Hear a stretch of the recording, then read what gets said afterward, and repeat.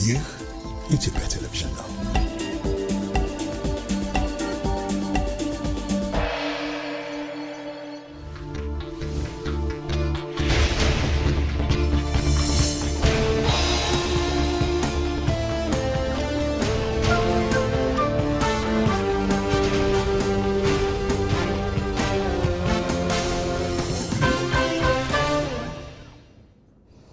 እንዴት አምሽታችኋል የተወዳችሁ ተመልካቾቻችን የኢትዮጵያ ቴሌቪዥን እየተከታተላችሁ ትገኛላችሁ ከምሽቱ 2 ሰዓት ሆኗል ኢቲቪ ዜና 57 በቀጥታ አሁንም ወደ እናንተ መሻገሩን ቀጥሏል ሮዛ መኮንን ዜናውን የመራው አብሬያችሁ ቆያለሁ አበይት ጉዳዮቻችንን እናስቀድም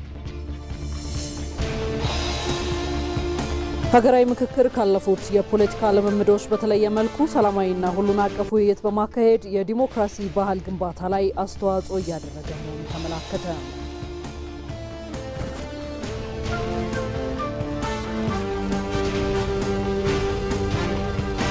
የክረምት በጎ ፍቃድ አገልግሎት ከወቅታዊ በጎ አድራጎት ስራ ባለፈ የሀገራችንን ኢኮኖሚያዊና ማህበራዊ ችግሮችን ለማቃለል ጉልህ አስተዋጽኦ እንዳለው ተጠቆመ።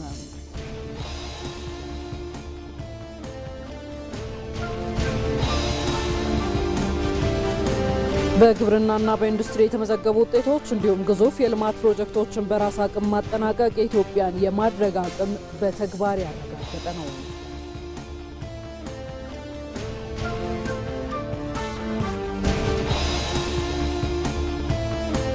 ከውጭ የኢራንና የኳታር ከፍተኛ ባለስልጣናት ከፍተኛ ጠቀሜታ ባለው የሆርሙዝ ሰርጥ ዙሪያ ለመወያየት በቴህራን ተገናኝተዋል የሚሉት የሰዓቱ አበይት ጉዳዮቻችን።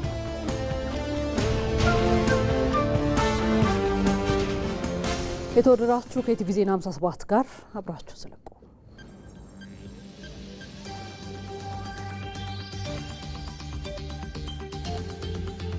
ኢትዮ መልህቅ ኢትዮጵያ በታሪክ ከበዋት በነበሩ ቀኝ ገዢዎችና በግብጽ ሴራ ከባህር በሩ ስትገፋ ኖራለች። የደርግ መንግስትን ጥለው በአስመራና በአዲስ አበባ ላይ ስልጣን የተሰየሙ መንግስታት የባዕዳኑን ተልዕኮ በማስፈጸሙ ረገድ ተሳክቶላቸዋል። ጉዳዩን አሳዛኝ የሚያደርገው ኢትዮጵያ በሻዕቢያ የተፈጸመባትን ወረራ ተከትሎ ልታስመልስ የምትችለውን የባህር በር ዳግም ባልጀርስ ስምምነት ምክንያት አጥተዋለች። የለውጡ መንግስት ይህንን የታሪክ ጥፋት ለመመለስ እየሰራ ነው። ለመሆኑ ወደ ቀይ ባህር የሚደረገው ግስጋሴ የት ላይ ይገኛል? ኢትዮ መልህቅ ዛሬ ምሽት ከ3 ሰዓት ጀምሮ በኢትዮጵያ ቴሌቪዥንና በኢቢሲ.ስትሪም ላይ ጠብቁ።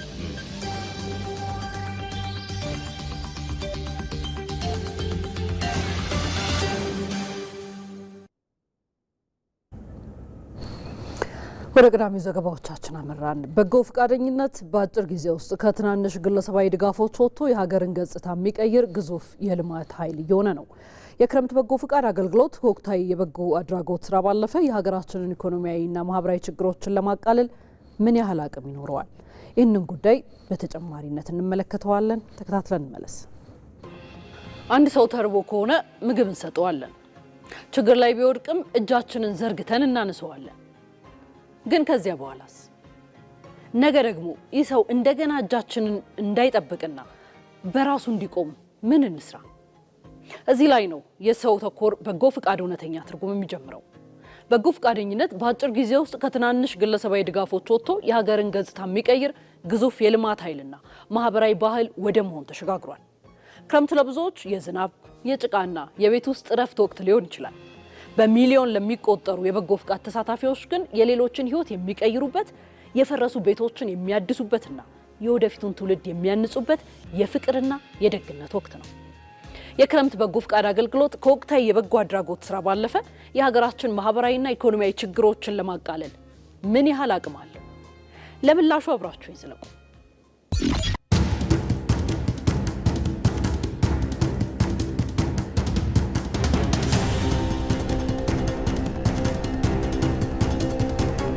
ከለውጡ ወዲህ ተጀምሮ ሀገራዊ ባህል እየሆነ የመጣው የበጎ ፍቃድ አገልግሎት ዘመቻ ወጣቶችን፣ ባለሙያዎችንና ልዩ ልዩ የማህበረሰብ ክፍሎችን ያስተባብራል።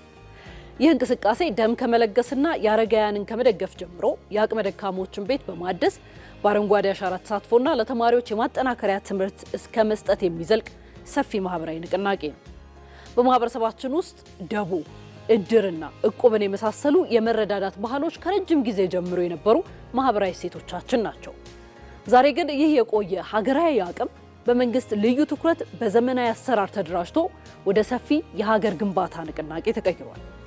ጠቅላይ ሚኒስትር አብይ አህመድ የዘንድሮውን የክረምት በጎ ፍቃድ ዘመቻን በደቡብ ምዕራብ ሸዋ ዞን ጎሮ ወረዳ በይፋ ሲያስጀምሩ የክረምት ወቅት ሲደርስ እኛም ለወገኖቻችን የምንዘረጋው የደግነት እጅ አብሮ ይጀግናል በማለት የተደበቀውንና የነቃውን ሀገራዊ አቅም አጉልተውታል። የበጎ ፍቃድ ስራዎችን ስናስብ እርዳታ መስጠት ብቻ ሊመስለን ይችላል። ነገር ግን ከመሬት ላይ ያለውን እውነታና ያመጣው ለውጥ እጅግ ጥልቅ ነው። በተለይም በመሰረተ ልማትና ማህበራዊ ተቋማት ግንባታ የገንዘብ ወጪ በማዳን የህዝብና በወጣቶች ተሳትፎ ያመጣቸውን ለውጦች በጥቂቱ ብቻ መመልከት በቂ ይሆናል። ባለፉት 5 ዓመታት በበጎ ፍቃድ ብቻ 35000 የመዋለ ህጻናት ትምህርት ቤቶች ተገንብተው ከ4 ሚሊዮን በላይ የትምህርት ዕድል እንዲያገኙ አስችሏል። የገጠር መንገዶች፣ መለስተኛ ድልድዮች፣ ጤና ኬላዎችና የአቅመ ደካማ ቤቶችም እንደዚሁ ተገንብተዋል። ሌላው ባለፉት የለውጥ ዓመታት በሀገራችን የተከናወኑ የበጎ ፍቃድ ስራዎች 157.3 ቢሊዮን ብር የሚገመት የኢኮኖሚ አስተዋጽኦ አስመዝግበዋል። በአዲስ አበባ ብቻ የወጣቶች ጊዜ የጉልበትና ዕውቀት በገንዘብ ሲመዘን ወደ 6.5 ቢሊዮን ብር ገደማ ደርሷል። ይህ መንግስት ለልማት ያቀደውን ሀብት በሌሎች ዘርፎች ላይ እንዲያውሉ አድርጎታል። በተጨማሪ ካነሳን በ2017 ዓ.ም የክረምት ዘመቻ ብቻ ከ57 ሚሊዮን በላይ ዜጎች ተጠቃሚ ሆነዋል። ከ23 ሚሊዮን በላይ ወጣቶች ደግሞ የለውጡ ባለቤት በመሆን ተሳትፈዋል። የክረምት በጎ ፍቃድ ያመጣው ትሩፋት ይህ ብቻ አይደለም። ማህበራዊ አንድነት በማጠናከር ረገድም የራሱን አስተዋጽኦ እያበረከተ ይገኛል። የተለያየ ብሔር፣ ሃይማኖትና የኑሮ ደረጃ ያላቸው ወጣቶች በአንድ ዓላማ ስር እንዲሰባሰቡ በማድረግ የሀገራዊ መግባባትን እያጠናከረው ነው። በሰው ተኮር በጎ ፍቃድ የተጠቃሚው ክብር፣ አቅምና መብትም እንዲጠበቅ ሆኗል። ዓላማው የዛሬን ችግር ማቃለል ብቻ ሳይሆን እርዳታን ከተሳትፎ፣ ተሳትፎን ከአቅም ግንባታ፣ አቅም ግንባታን ደግሞ ራስን ከመቻል ጋር የሚያገናኝ ሰንሰለት መፍጠር ነው። በተለይ የሰላም ሚኒስቴር የወጣቶችን በጎ ፍቃድ ከሰላም ግንባታና ከማህበራዊ ትስስር ጋር በማገናኘት ወጣቶች የለውጥን ዋና ተዋናይ እንዲሆኑ እያደረጋቸው ነው። ወጣቶቻችን ከአካባቢ አካባቢ እየተዘዋወሩ ባህልን ይለዋወጣሉ፣ የህይወትን እውነታ ይረዳሉ፣ የአብሮነትን ትርጉም በተግባር ያሳያሉ። የበጎ ፍቃድ ጉዳይ የአንድ ሰሞን ዘመቻ ብቻ ሳይሆን የዘላቂ ለውጥ ተግባር ነው። የኢትዮጵያ ብልጽግና በመንግስት በጀት ብቻ ሊረጋገጥ አይችልም። የሚረጋገጠው 130 ሚሊዮን በላይ የሆነው ህዝባችን ጉልበቱን፣ ዕውቀቱንና ሀብቱን ሲደምር ነው። ሰውን መርዳት በጎነት ነው። ሰውን ማብቃት ግን ዘላቂ ለውጥ ነው። ክረምቱ ሲመጣ የደግነት እጃችንን እንዘርጋ። ዛሬ የምናደርገው በጎነት ነገ ለትውልድ የምናስረክበው ቅርስ ነውና። እርስ በርስ ከመረዳዳት ጋር የተገናኙ ዘገባዎቻችን አሁንም እንደቀጠሉ ናቸው። ከእርዳታ በመላቀቅ የተጀመረውን የኢኮኖሚ ሉዓላዊነት ጉዞ ከግብ ለማድረስ እንደ ቡሳ ጎርፋ ያሉ ሀገር በቀል ተቋማትን ማጠናከር እንደሚገባ የኦሮሚያ ክልላዊ መንግስት ገለጸ። ቡሳ ጎርፋ የኦሮሞን ህዝብ የቆየ የመረዳዳትና የመደጋገፍ ባህል መሰረት በማድረግ የተቋቋመ በሰው ሰራሽና ተፈጥሯዊ አደጋዎች ተጎጂ ለሆኑ የማህበረሰብ ክፍሎች ድጋፍ የሚያደርግ ተቋም ነው። የቡሳ ጎርፋን ያለፉት ዓመታት ጉዞ ላይ ትኩረት ያደረገ ውይይት ተካሂዷል። ዛህራ መሐመድ ተከታትለዋለች። የኦሮሞን ህዝብ የቆየ የመረዳዳትና የመደጋገፍ ባህል ከመንግስታዊው የአደጋ ስጋት ስራ አመራር ጋር በማቀናጀት የተቋቋመው ቡሳ ጎርፋ የወገን ለወገን ድጋፍን ወደ አዲስ ምዕራፍ በማሸጋገር ጠንካራ ማህበራዊ መሰረት መገንባት የቻለ ሀገር በቀል ተቋም ሆኗል። ቡሳ ጎርፋ ማለት ከኦሮሞ ገዳ ስርዓት የመጣ ጉዳይ ነው። ኦሮሞ ከድሮ ከዘመናት በፊት ችግረኛውን ይረዳ ነበር። ባለ ወቅሙ ባለ ሀብቱ ይረዳል። ስለዚህ መጀመሪያ አንድ ነገር ሳይመጣ በተፈጥሮ ጉዳይም እና በሰው ሰራሽ የሚመጡ ስጋቶችን ሁሉ ቀድሞ መዘጋጀት ማለት ነው።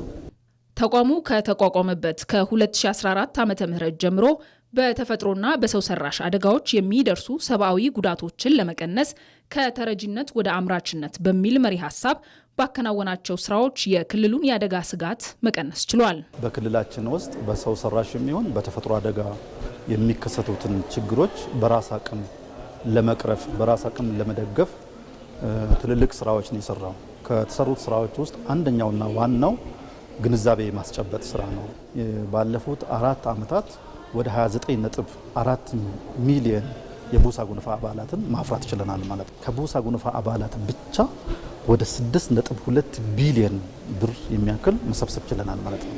ሁለተኛው የጉማታ ነው። በኦሮሞ ባህል ውስጥ አንድ ሰው ሲቸገር፣ አንድ ሰው የሆነ ፕሮግራምም ሲያዘጋጅ ስጦታ ይሰጣል። ባለፉት 4 ዓመታት ህዝቡ ለቡሳ ጎነፋ የሰጠው ስጦታ ወደ 5.23 ቢሊዮን ብር የሚያክል ነው ማለት ነው። ለተማሪዎች ምገባ ብቻ ከህብረተሰቡ ወደ 8 ሚሊዮን ኩንታል ከህዝቡ ማሰባሰብ ችለናል ማለት ነው። ይህንን ወደ ገንዘብ ስንመነዝረው ወደ 45 ቢሊዮን ብር ይሆናል ማለት ነው። ባለፉት 5 ዓመታት ወደ 55 ቢሊዮን የሚገመት ገንዘብ ለሰዋዊ እርዳታ በክልላችን ውስጥ ስራ ላይ የዋለ ነው። ይሄ እንደ ትልቅ ነገር ነው የምንቆጥረው ማለት ነው። ከውጭ ሀገር ከሚመጣ ሰብአዊ ድጋፍ በመላቀቅ እንደ ሀገር የተጀመረውን የኢኮኖሚ ሉዓላዊነት ጉዞ ከግብ ለማድረስ እንደ ቡሳ ጎነፋ ያሉ ተቋማትን ማጠናከር እንደሚገባ በማመን በዚሁ ላይ ትኩረቱን ያደረገ የከፍተኛ አመራሮችና ባለድርሻ አካላት ውይይት በኦሮሚያ ክልል ፕሬዝደንት ጽሕፈት ቤት ተካሂዷል። የህዝቡን የመደጋገፍ ባህል መሰረት ያደረገው ቡሳ ጎነፋ ሀገራዊ የኢኮኖሚ ሉዓላዊነትን ለማረጋገጥና ዜጎችን ወደ አምራችነት በማሸጋገር ምርትና ምርታማነትን ለማሳደግ ትልቅ አቅም እየሆነ ይገኛል።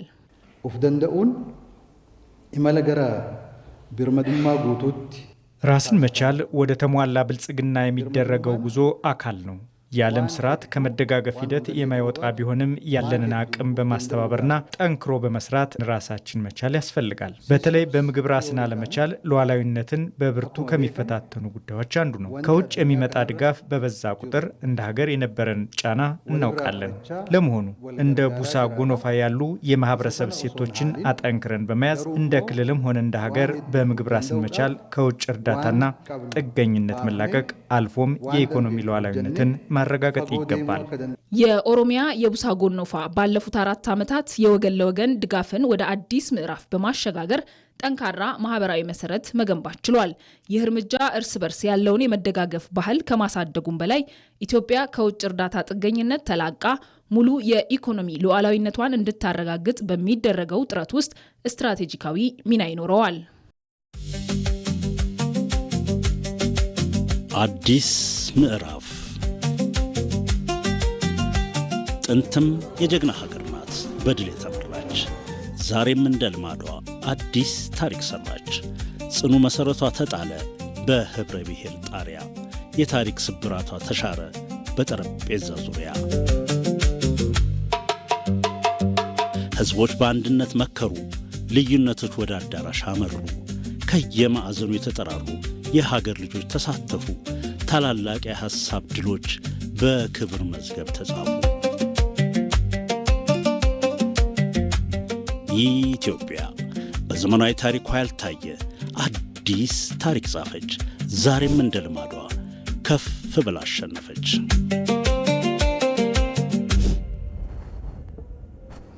ኢቲቪ ዜና 57 ከሀገራዊ ምክክር ጉዳዮች ወዳሉት ጋር ተሻግሯል። ሀገራዊ ምክክር የሁሉንም ኢትዮጵያን ሀሳብ በማስተናገድና ሁሉንም የህብረተሰብ ክፍል በማሳተፍ በታሪካችን የመጀመሪያው እውነተኛ ምክክር ሆኗል።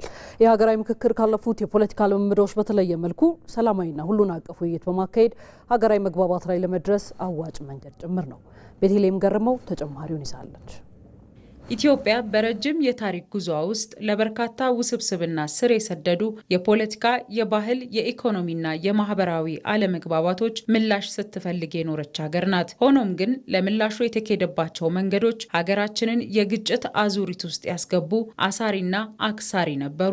ልዩነቶችን በንግግርና በምክክር ለመፍታት የተኬደበት መንገድ እጅግ አናሳ ወይም ጨርሶ ያልነበረ ነው ቢባል ማጋነን አይሆንም። ላለፉት ዘመናት በሀገራችን የነበሩ የፖለቲካ ቅራ ውሳኔ ያገኙ የነበረው በጠረጴዛ ዙሪያ በሚደረግ በስልጡን ውይይት ሳይሆን በብረት ኃይልና በጠመንጃ አሸናፊነት ብቻ ነበር። ይህ በኃይል አሸናፊ ሆኖ ሀሳብን የመጫን የስህተት ጉዞ ወደ ውስብስብ ግጭት ከቶናል። አሁን ይህንን የታሪክ መጥፎ ጠባሳ በመሻር ኢትዮጵያውያን በአንድ ጠረጴዛ ዙሪያ ተሰብስበው በሀገራቸው ጉዳይ ላይ መክረው ተስማምተዋል። በዚህ ሊደረግ ቀርቶ ታስቦ በማያውቀው የምክክር ጥላ ስር የኢትዮጵያ መሰረታዊ ችግሮች ተነስተዋል። አዲሱ የምክክር መንገድ ኢትዮጵያን አሸናፊ አድርጓል።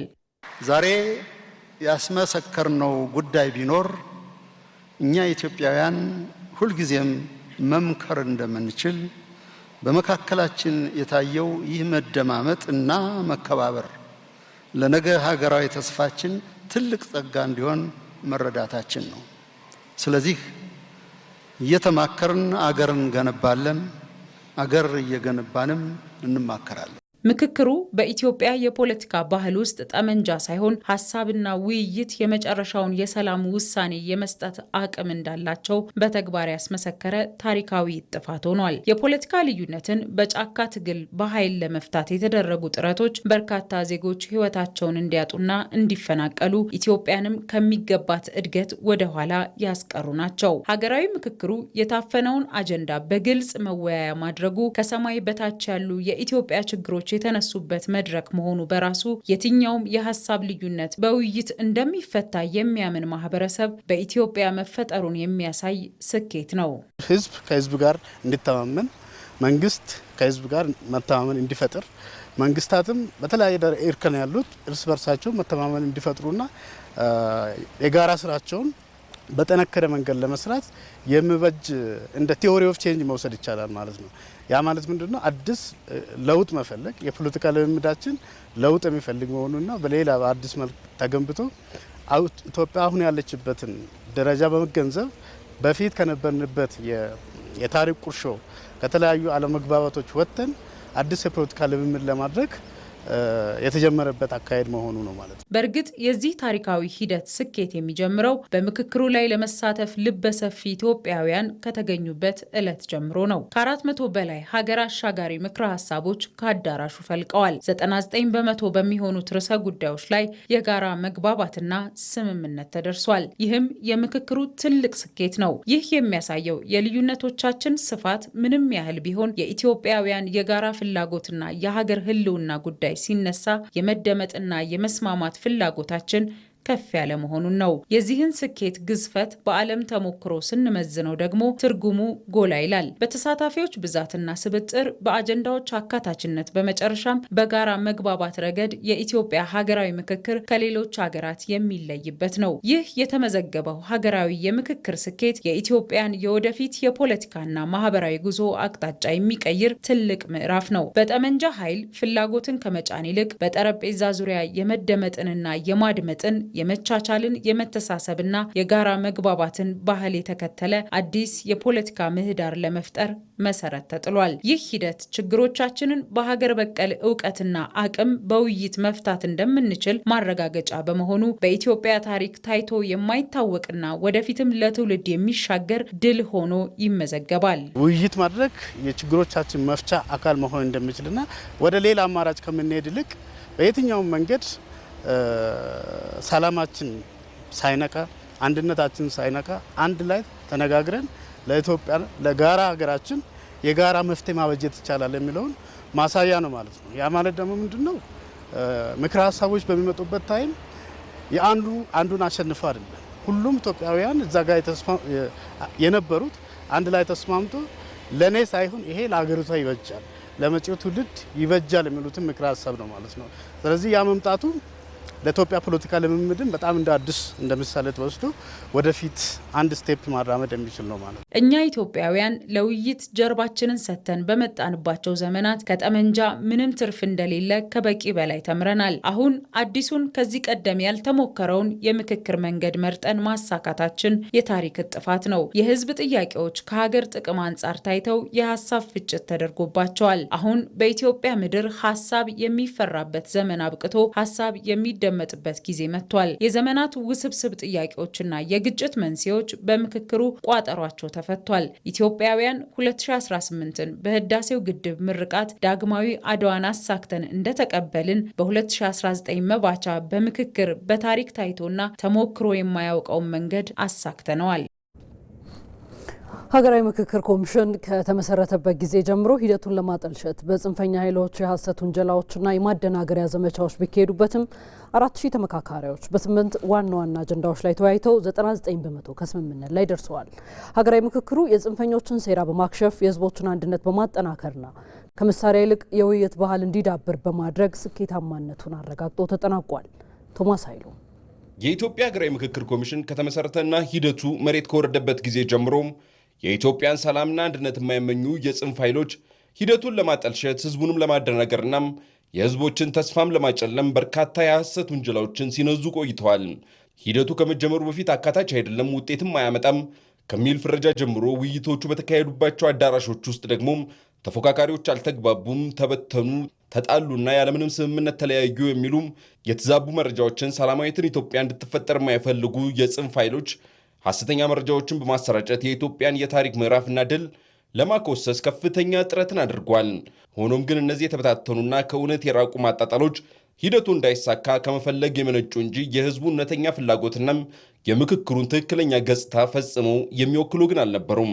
በጣም ያው የመጀመሪያ ጊዜ ነው እነዚህ ኢትዮጵያውያን አብረን ሆነን ባለን የጋራ ጉዳይ የረጅም ያጭርም መሰረታዊ ጥያቄዎችን በተመለከተ በአጀንዳነት ተቀርጾ እንግዲህ ስንመካከል ባህላችንን፣ እሴታችንን፣ ኢትዮጵያዊነታችንን ያለን ብዙ በቃ የልምድ ልውውጥ ያደረግንበት ትልቅ ታሪካዊ ጊዜ ነው። ጽንፈኛ ኃይሎች የምክክሩን ሂደት ህጋዊነት ለማጣጣል ካቀረቧቸው ውንጀላዎች መካከል ምክክሩ ገለልተኛ አይደለም፣ በጫና ውስጥ ነው የሚልም ነበር።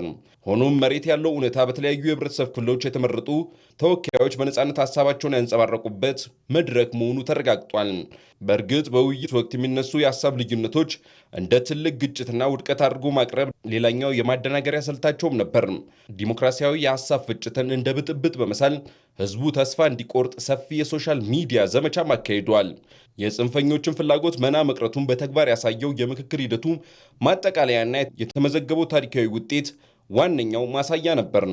ይህ በምክክር መድረኩ ላይ የተሳተፉ ከ4000 በላይ ተመካካሪዎች በከፍተኛ ዲሞክራሲያዊ ስነ ምግባር በሀሳብ ተፋጭተው በልዩነት ውስጥ ሀገራዊ አንድነትን አስቀድመው በጋራ ጉዳዮች ላይ በአንድ ልብ መቆም ችሏል። ይህ የሚያሳየው ኢትዮጵያውያን የገጠሟቸውን ችግሮች በውይይት የመፍታትና ሀገራቸውን የማጽናት እንጂም የማፍረስ ፍላጎት እንደሌላቸው ነው። በሌላ በኩል በምክክር ሂደቱ ላይ ገና ውሳኔ ያላገኙ ወይንም በቀጣይ ውይይት የሚደረግባቸው ርዕሰ ጉዳዮች መኖራቸው የክስረት ምልክት ሳይሆን በተቃራኒው በሀገራችን የውይይትና የመደማመጥ ባህል በጥሩ መሰረት ላይ መገንባቱን የሚያመላክት ነው። ልዩነቶችን በሰለጠነ መንገድ ይዞ መነጋገር መቻል በራሱ ትልቅ ሀገራዊ ስኬት ነው። በኢትዮጵያ ሰማይ ስር ባሉ ስጋቶችና ተስፋዎች፣ ፈተናዎችና እድሎች እያንዳንዳችሁ የወከላችሁን ማህበረሰብ እምነትና እውነት በማካፈል የጋራ ሀብታችን ለማድረግ የሐሳብ ፍጭት አድርጋችኋል። በመካከላችን የታየው ይህ መደማመጥ እና መከባበር ለነገ ሀገራዊ ተስፋችን ትልቅ ጸጋ እንዲሆን መረዳታችን ነው። ስለዚህ እየተማከርን አገርን እንገነባለን፣ አገር እየገነባንም እንማከራለን። በታሪክ ማህደር የሀገራትን ዕድል የወሰኑ እንዲሁም የመከፋፈልን ጨለምተኝነት ወደ አዲስ ብርሃን የቀየሩም ታሪካዊ ክስተቶች አሉ። ከነዚህ መካከል በኢትዮጵያ ሀገራዊ ምክክር ኮሚሽን አስተባባሪነት ኢትዮጵያውያን ያስመዘገቡት አስደናቂ ስኬትም ከልዩ ልዩ ታሪካዊ ክስተቶች መካከል አንዱ መሆን ችሏል። ይህ በቃላት ብቻ የማይገለጽ ይልቁንም በቁጥር በእውነታና በጽኑ ሀገራዊ መግባባት ላይ የታተመ ታላቅ ድል ነው። በአንድ አዳራሽ ውስጥ 4000 ተወካዮች ታድመው ከ400 በላይ አጀንዳዎች ላይ በነጻነት ተወያይተው በ99 በመቶዎቹ ላይ የጋራ ስምምነት ላይ መድረሳቸው በዓለም አቀፍ የፖለቲካና የውይይት ታሪክ ውስጥ ትልቅ ስፍራ የሚሰጠው ክስተት ነው። እያንዳንዱ ተመካካሪ የበርካታ ሺዎችን እውነተኛ ብሶት፣ ፍላጎትናም የተስፋ ድምፅ ወክሎ የተገኘው ይህ ህዝባዊ ጉባኤም የኢትዮጵያን የፖለቲካ ባህል ወደ አዲስ ምዕራፍ ያሸጋገረው ነው። So your diversity, my brothers and sisters, should never be treated as merely a political problem to be managed. የተለያዩ የፖለቲካ አመለካከቶች፣ ባህሎችና ቋንቋዎች ሀገርን የሚያፈርሱ ሳይሆኑ ይልቁንም ሀገርን የሚያበለጽጉ ብሔራዊ ሀብቶች ናቸው። ልዩነቶችን ደግሞ በጠረጴዛ ዙሪያ በሰለጠነ መንገድ በማስተናገድ ለሀገር ግንባታ መዋል እንደሚቻል ኢትዮጵያ እያሳየችን ነው። በምክክር ሂደቱ ውስጥ የሁሉም ማህበረሰብ ክፍሎች እኩል ዋጋ በመኖሩ ነው ኢትዮጵያ ወሳኝ ለሆነው ለሀገራዊ መግባባቱ ምዕራፍ ላይ የደረሰችው። ለዘመናት ሲከማቹ የኖሩና ኢትዮጵያን በፖለቲካ ሲከፋፍሉ የቆዩ እጅግ ውስብስብ አጀንዳዎች ላይ የተመዘገበው ይህ የ99 በመቶ ስምምነት ኢትዮጵያውያን በራሳቸው አቅም ታሪካዊ ቁስሎቻቸውን ማከም እንደሚችሉ ያረጋገጠ ነው። ይህ አሃዛዊ ስኬት ደግሞ ልዩነቶችን በኃይል ለመፍታት ይደረግ የነበረውን አሰራር በማስቀረት በሰለጠነ ውይይት ሀገራዊ አንድነትን የመገንባት ጥበብ በተግባር የታየበት ታላቅ ማሳያ ነው። ለዚህ ነው ኢትዮጵያ አሸንፋለች የሚባለው። ነገር ግን የእነዚህ የጽንፍ ኃይሎች ዋነኛ ዓላማም የህዝቡን ውይይት ማደናቀፍ፣ የሀገርን ማፍረስ እቅዳቸውን ማስፈጸምናም ሀገራዊ እርቅ እንዳይወርድ ማድረግ ነበር። ሆኖም ግን የኢትዮጵያ ህዝብ ላለፉት ዘመናት የቆየውን የመደማመጥ፣ የመቻቻል እንዲሁም አብሮ የመቆም ጥበብ በተግባር አፍራሽ አጀንዳዎችን ሙሉ በሙሉ ውድቅ አድርጓቸዋል። ሀገራዊ ምክክሩ በስኬት መጠናቀቁ የጽንፈኞችን ሴራ ያከሸፈም እንዲሁም የኢትዮጵያውያን የሰላምና የመደጋገፍ ጉዞ ዳግም ያረጋገጠ ትልቅ ታሪካዊ ድል ሆኖ ተመዝግቧል። አዲስ ምዕራፍ ጥንትም የጀግና ሀገር ናት በድል የተመራች፣ ዛሬም እንደ ልማዷ አዲስ ታሪክ ሰራች። ጽኑ መሠረቷ ተጣለ በህብረ ብሔር ጣሪያ፣ የታሪክ ስብራቷ ተሻረ በጠረጴዛ ዙሪያ። ሕዝቦች በአንድነት መከሩ፣ ልዩነቶች ወደ አዳራሽ አመሩ። ከየማዕዘኑ የተጠራሩ የሀገር ልጆች ተሳተፉ፣ ታላላቅ የሐሳብ ድሎች በክብር መዝገብ ተጻፉ። ኢትዮጵያ በዘመናዊ ታሪኳ ያልታየ አዲስ ታሪክ ጻፈች። ዛሬም እንደ ልማዷ ከፍ ብላ አሸነፈች።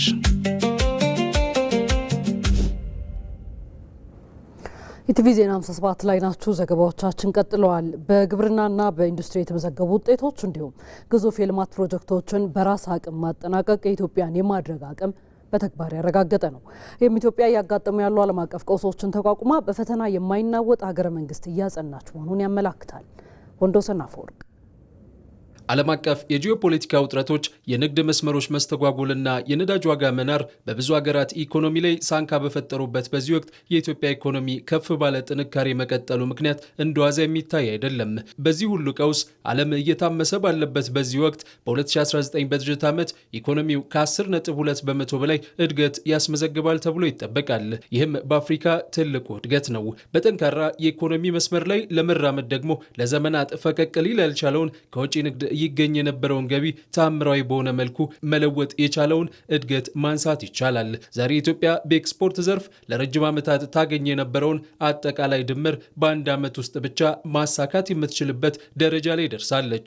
ከ1984 እስከ 2000 ዓመተ ምህረት 17 ዓመት ኢትዮጵያን የሚያክል ሀገር ኤክስፖርት ያደረገው 11 ቢሊዮን ነው።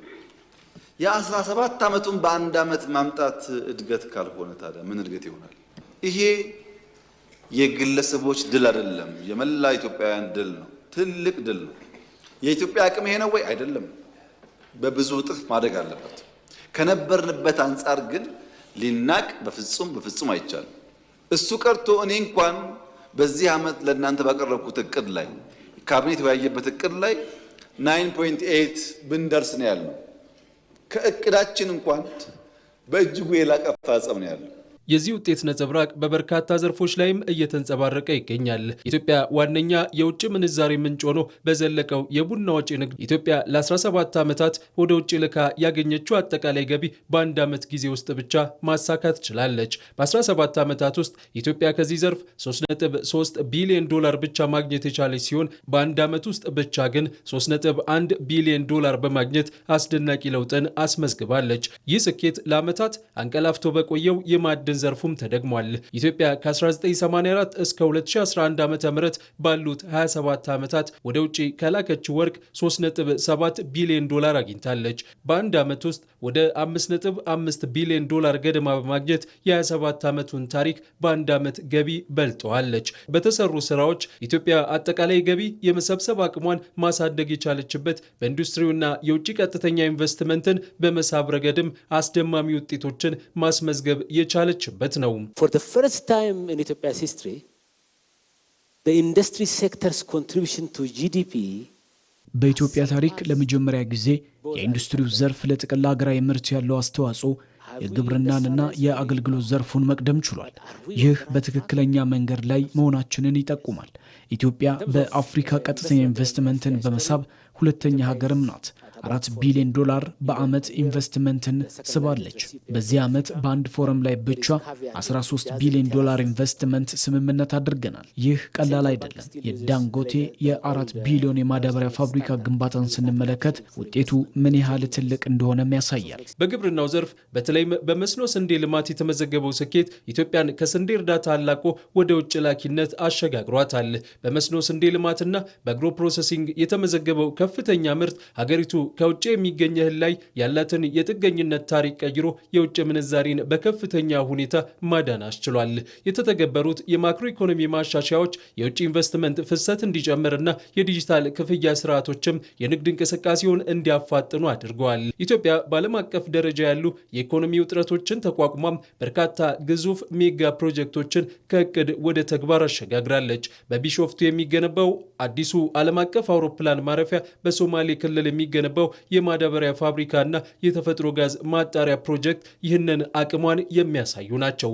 ከ12 ቢሊዮን ዶላር በላይ የሚገነባው የቢሾፍቱ ዓለም አቀፍ አውሮፕላን ማረፊያ ፕሮጀክቱ ሙሉ በሙሉ ሲጠናቀቅ ኢትዮጵያን የአፍሪካ ዋና የአቪዬሽንና የሎጂስቲክስ ማዕከል ያደርጋታል። በኢትዮጵያ ምድር እየተከናወኑ የሚገኙት ግዙፍ ፕሮጀክቶች ሀገሪቱን ተሻግረው ሌሎች አፍሪካውያን ግዙፍ ፕሮጀክቶችን ማቀድና መፈጸም እንዲችሉም ምሳሌ የሚሆኑ ናቸው። አትችሉም፣ ገንዘቡም አይገኝም፣ ስራውን መምራት አይሆንላችሁም፣ ይህን የሚያክል ግዙፍ ነገር ለምን ታስባላችሁ የሚል ምልከታ ያለው እሳቤ ሲያራግቡ ይሰማል።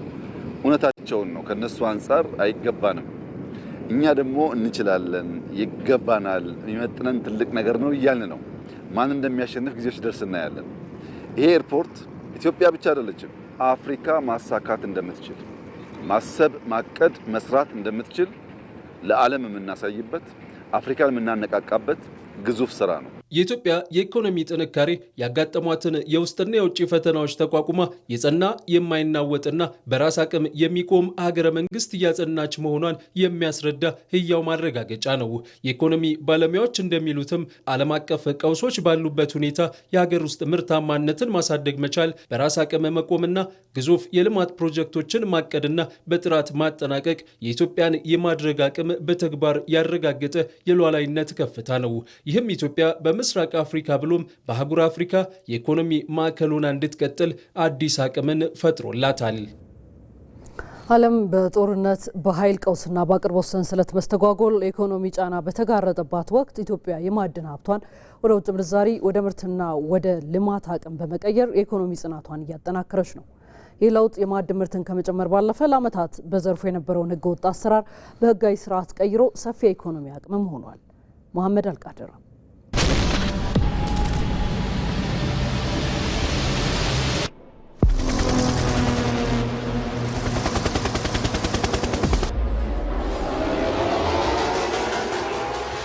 ዓለማችን ያለፉትን 5 ዓመታት በእጅጉ ተፈትና አያሌ መዋቅራዊና ጂኦፖለቲካዊ ውጣ ውረዶችን አስተናግዳለች። የሩሲያና የዩክሬን ጦርነት፣ የመካከለኛው ምስራቁ የእስራኤል የኢራንና የአሜሪካ ውጥረት፣ ወዲህ የቀይ ባህር ፍጥጫ የዓለምን የንግድና ኢኮኖሚ ማገሮች ሙሉ በሙሉ አዛብቷቸዋል። የነዳጅ እጥረትና የኃይል ዋጋ ማሻቀብ፣ ዓለም አቀፉ የዋጋ ግሽበት፣ የምግብ ጥሬ ዕቃዎች አቅርቦት መስተጓጎል፣ የሎጂስቲክስና የባህር መጓጓዣ መስመሮች መታነቅ ዓለም አቀፍ አቅርቦት ሰንሰለቱ ላይ መበጣጠስን ፈጥሯል። በታዳጊ ሀገራትም ላይ ከባድ ጫናን ፈጥሯል። ሀገራቱ ከራሳቸው ውስጣዊ ችግር ባለፈ የውጭ ጫናን ለመቋቋም ከባድ አቅም የሚጠይቅ ፈተናም ገጥሟቸው ነበር። በዚህ ሁሉ ዓለም አቀፍ ቀውስ ውስጥና የሀገር ውስጥ ጫና ውስጥ ግን ኢትዮጵያ የተለመደውን የደህንነትና የጥገኝነት ትርክት በመስበር ምግቧን ራሷ እያመረተች በአረንጓዴ አማራጭ የኤሌክትሪክ ተሽከርካሪ አማራጮች ላይ ትኩረት አድርጋ ፈተናዎችን ወደ ድል ቀይራ አሳይታለች። ባለፉት ዓመታት ሲዘረፍና በከንቱ ተዳፍኖ የነበረው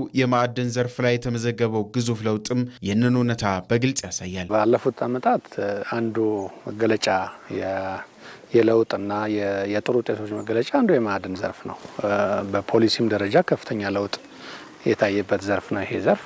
በተለይ ባለፉት 2 እና 3 ዓመታት ደግሞ ከፍተኛ ለውጥ ነው ያሳየው። ለውጦችም የሚጨበጡ ናቸው። ዓመት ዓመት ጭማሪውም በጣም ከፍተኛ ነው።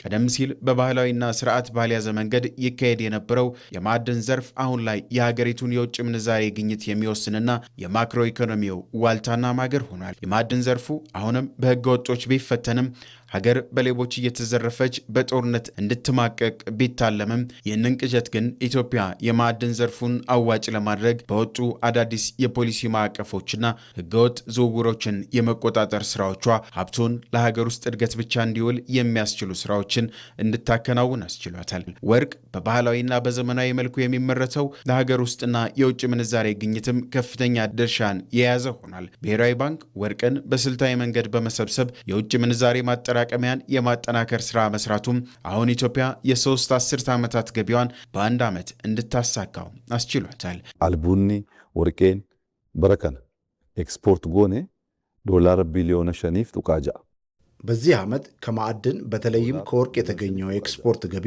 5.6 ቢሊዮን ዶላር ነው። ኢትዮጵያ በ27 ዓመት በኢህአዴግ መሪነት 3.6 ቢሊዮን ዶላር ነው ገቢ የተደረገው። በአንድ ዓመት 5.6 ቢሊዮን ዶላር ማለት ምን ማለት ነው? ወርቁ የት እየሄደ ነበረ? እየተዘረፈ ነበር ማለት ነው። ጡቃጃ ማልጀቹ ደጉን ወርቄን ነው የስሬማቱ ለቹ ይህ ያለፉትን የሀብት መመዝበር እየጠየቀ በአንድ ዓመት ውስጥ ከወርቅ የተገኘውን ገቢ ከፍታ የሚያረጋግጠው የጠቅላይ ሚኒስትር አብይ አህመድ ንግግር ኢትዮጵያ ያሏትን ስትራቴጂካዊ ማዕድናት በዘመናዊ መንገድ የማልማት ስራ መጀመሯን ያረጋግጣል። በዚህም ኢትዮጵያ የሲሚንቶ የከሰልና የኮንስትራክሽን ማዕድናት አቅርቦትን በማሻሻል ከውጭ ገቡ የነበሩትን የኢንዱስትሪ ግብዓቶችን በሀገር ውስጥ በመተካት የልማት ፕሮጀክቶቿ ያለማቋረጥ እንዲቀጥሉ አድርጋለች። የማዕድን ዘርፍ ኤክስፖርቱ ወደ 87 በመቶ አካባቢ ነው ያደገው።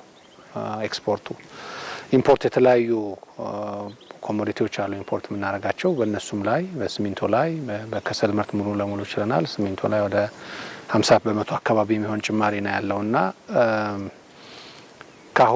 አሁን ካለው ውጤት በተጨማሪ የተጀመሩ ግንባታ ላይ ያሉ ሜጋ ቢሊየን ፕሮጀክቶች በየጊዜው ያው በስራ ላይ ያሉ አሉና አንዱ የለውጥ ዓመታት ዲፓርቸር የሚባለው ይሄ ዘርፍ ነው። ያለፉት ዓመታት የኢትዮጵያን የለውጥ ጉዞ በውስጥም በውጭም ጫናዎች የበረቱ ቢሆንም በግብርናው ዘርፍ በስንዴ ልማት ሁሉን በአንድ ባስተባበረ ኃይል የተሳካው የአረንጓዴ አሻራ በቱሪዝም በዲጂታል ቴክኖሎጂና በማዕድን ልማት ያስመዘገበችው ውጤት ፈተናን ወደ ዕድል የመቀየር አቅሟን ያመላክታል። ለረጅም ዘመን የኢትዮጵያ የማዕድን ሀብት ከህጋዊ የኢኮኖሚ ስርዓት ውጭ በሆነ መንገድ ተመርቷል፣ ተሽጧልም፣ በህገወጥ መንገድም ከሀገር ወጥቷል። ታዲያ ኢትዮጵያ ከዚህ ሀብት የሚገባትን የውጭ ምንዛሬ፣ የገቢ ግብርና፣ የስራ ዕድል እንዲሁም የኢኮኖሚ ተጠቃሚነቷን ሳታገኝ ቀርታለች። አሁን ለዓመታት የተበታተነው የተሰወረውና በህገወጥ መንገድ ይወጣ የነበረው ሀብቷ በአጭር ጊዜ ውስጥ በተደራጀ ስርዓት ዘርፉ የተደበቀውን አቅም እንዲገልጥ አድርጋለች። ዓለም አሁን ወደ ንጹህ ኢነርጂ፣ ኤሌክትሪክ ተሽከርካሪዎችና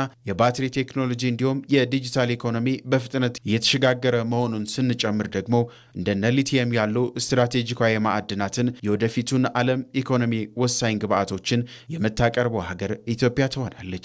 ኢትዮጵያ ያላትን የማዕድን እምቅ ሀብት በዘመናዊ ቴክኖሎጂና በተሻሻሉ የህግ ስርዓቶች ለማልማት የምትከተለው አቅጣጫ ከዚህ ዓለም አቀፍ ለውጥ ጋር ይገናኛል። እናም የሚታይ ለውጥን ለኢትዮጵያውያን የሚሰጥ ይሆናል።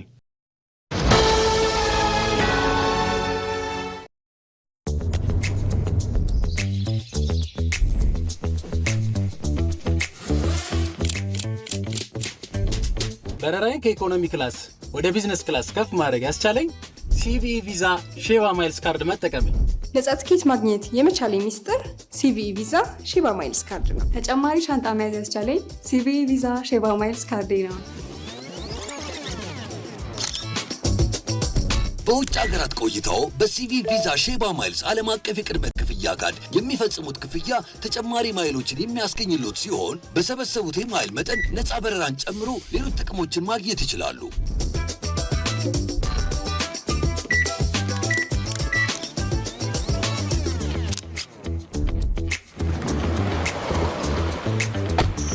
በአቅራቢያው በሚገኙ የባንካችን ቅርንጫፎች በመገኘት የሲቪኢ ቪዛ ሼባ ማይልስ ካርዱን ይዘዙ። የኢትዮጵያ አየር መንገድ የሼባ ማይልስ አባል ካልሆኑም በሼባ ማይልስ ድረገጽ በመመዝገብ ከባንካችን ቅርንጫፎች ካርዱን መውሰድ ይችላሉ።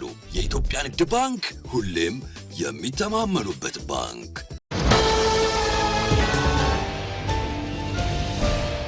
ኢትዮጵያ ከቀይ ባህር የተገፋችበት መንገድ ትክክል አይደለም። ህዳሴ ግድብን ካጠናቀቅን በኋላ የኢጅፕት ሴራን 50% አሸንፈናል። እኔ ኤርትራ ፕሮጀክት ነች፣ ኢትዮጵያን ባህር በር አልባ የማድረግ ፕሮጀክት ነች እንጂ ሀገር አይደለችም። ኢትዮጵያ ከቀይ ባህር ቀጠና በገዛ መሪዎቿ ሴራ ስለምን ተገፋች? ካይሮ ይወለዳሉ፣ ሳህል በረሃ ያድጋሉ። እነዚህ ኃይሎች ናቸው ኢትዮጵያን ባህር በር አልባ ያደረጓት። ለአፍሪካ ሀገራት በጋራ መቆምና በተፈጥሮ ሀብታቸው መጠቀም የሚሰጠው ትዕምርት ደግሞ ያለ ይመስለኛል። ከህዳሴ ግድብ በፊትና ከህዳሴ ግድብ በኋላ የሚል ምዕራፍ በኢትዮጵያ ታሪክ በአፍሪካ ታሪክ ተጽፏል። ከባህሩ የተገፋ ነው ስለ ውሃው ሲባል ስለ አባይ ወንዝ ሲባል የኢትዮጵያ ብሔራዊ ጥቅም ከምን ተነስቶ እስከ ምን ድረስ እየሄደ እንደሆነ እየታወቀ አባይ ግድብን ተግባር ላይ አውለናል። ሁለተኛ ደግሞ ይቀራል። ሁለተኛው ስትራቴጂ የባህር በር ነው። ግብጾች በላባቸው ማደር መጀመር አለባቸው። መስራት መልመድ መቻል አለባቸው።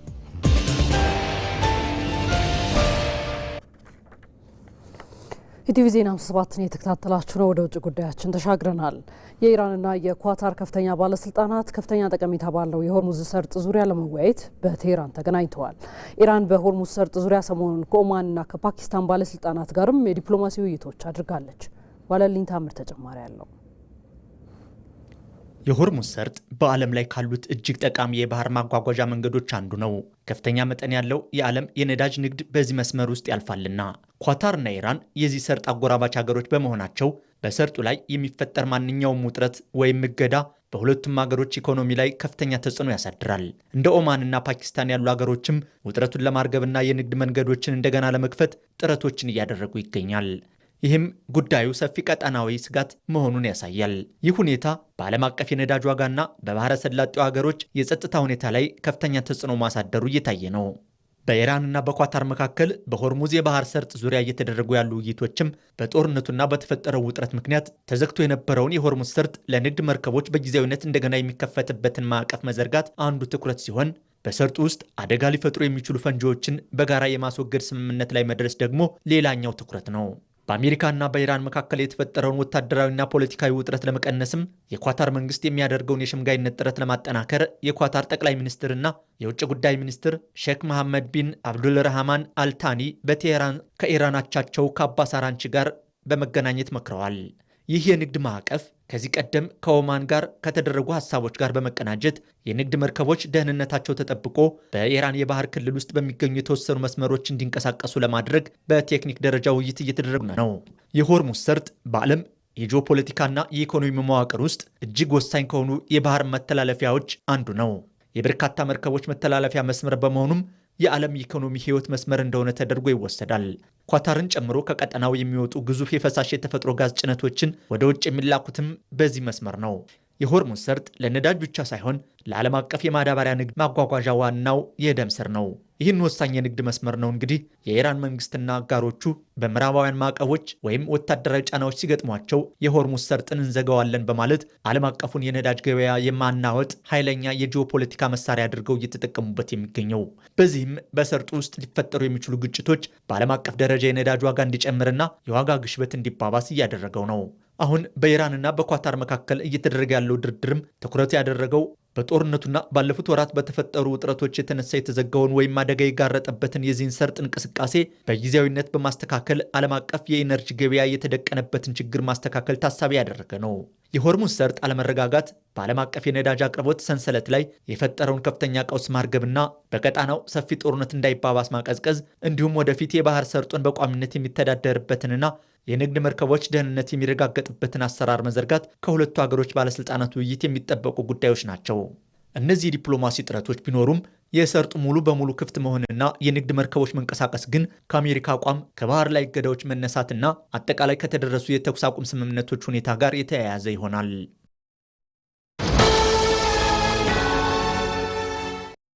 በሦስተኛው ረቢዕ አልአዋል ወር የታላቁ ነቢይ መውሊድ ሲከበር የነቢዩ መልካም ተግባር ይገለጻል፣ ማካፈልና መረዳዳት ይነግሳል። በመዘያየርና በመጠያየቅ በዓሉ በአብሮነት ይደምቃል። እንኳን ለመውሊድ በዓል አደረሳችሁ። በዘመነ ቴክኖሎጂ ምቹ አሰራር ዘርግተን ሁሌም ከርሶ ጋር ነን። ከየትኛውም አቅጣጫ የተላከን ገንዘብ ከሽልማት ጋር በብርሃን ፍጥነት በእጆ ገበያው ዘምኖ እደጆ ሩቁን አጠገብ አድርገን ወዳጅ ዘመዶችን አጠያይቀን በልዩ የመውሊድ ጥቅል የበዓል ስሜት አድምቀን ሁሌም ከጎናችሁ ሆነን የደስታችሁ አጋፋሪ ነን።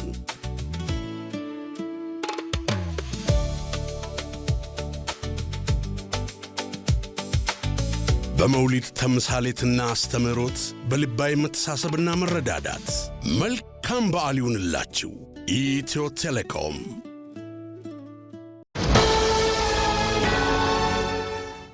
ወደ ስፖርት ዘገባችን ተሻገርን። በአኖካ ዞን 5 ውድድር ኢትዮጵያ 3 ተጨማሪ ሜዳሊያዎችን አገኘች። በኬንያ አስተናጋጅነት እየተካሄደ ባለው በአኖካ ዞን 5 ውድድር የኢትዮጵያ ቡድን በአትሌቲክስና በብስክሌት ስፖርት 3 ተጨማሪ ሜዳሊያዎችን አስመዝግቧል። ኤልሳቤት አማረ በሴቶች 1500 ሜትር አንደኛ ደረጃን በመያዝ የወርቅ ሜዳሊያ አስገኝታለች። በብስክሌት ስፖርት ደግሞ ለገሰ ሰለሞን በወንዶች የጎዳና ውድድር ወርቅ ሜዳሊያ ሲያሸንፍ በሴቶች ማህደር ደስታ በዚህ ውድድር የነሐስ ሜዳሊያ አስመዝግባለች። ኢትዮጵያ በውድድሩ እስካሁን 6 ወርቅ፣ 4 ብርና 2 ነሐስ በድምሩ 12 ሜዳሊያን ሰብስባለች።